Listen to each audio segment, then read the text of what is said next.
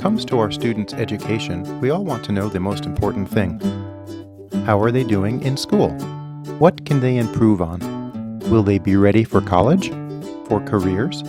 For real life and its challenges? Will they be ready to deal with people like Leanne Marcus? Because they'll encounter people like Leanne all across the nation. People spreading falsehoods about rigorous standards. People wanting to narrow education down to minimal math and reading. Because making graduation numbers look good is their #1 priority. They give lip service to raising expectations so that states can check off a box on their No Child Left Behind waiver forms. So, how are they doing?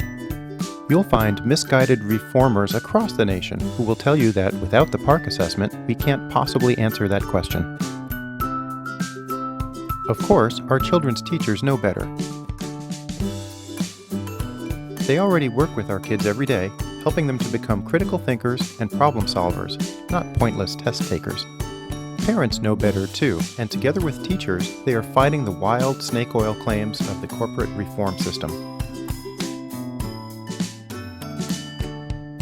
They point out the huge loss of instruction caused by an entire season wasted, just so little Billy can receive meaningless and misleading scores. Poor Billy. But how can the reformers justify dumping the old test and spending billions of dollars replacing it with PARCC? Well, buckle up, the spin is pretty wild. First, it's technology. Our kids will read words off a screen, not paper. And they can type their answers with a keyboard, not pencil. Students unable to use a computer will take a paper and pencil test and miss valuable class time with their peers. The ELA test presents fiction and nonfiction in multimedia, yet kids cannot adjust their headphone volume during the test.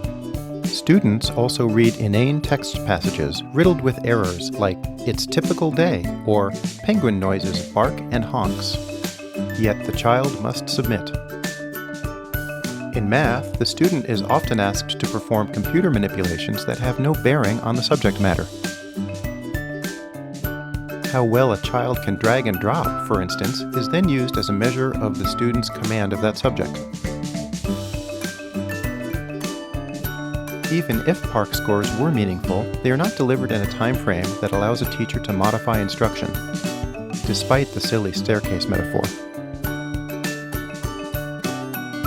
And do we really think that a teacher would wait for an end-of-year report before working with a student on a problem area they encountered in October? And yet, the PARCC test carries such high stakes, it's like the Olympics of American education. The claims of what the PARCC demonstrates are so laughable that students everywhere are throwing up their arms, throwing away their dreams, and at times even throwing up their lunches. Let's return education to the classrooms. Let's return PARCC and get our money back.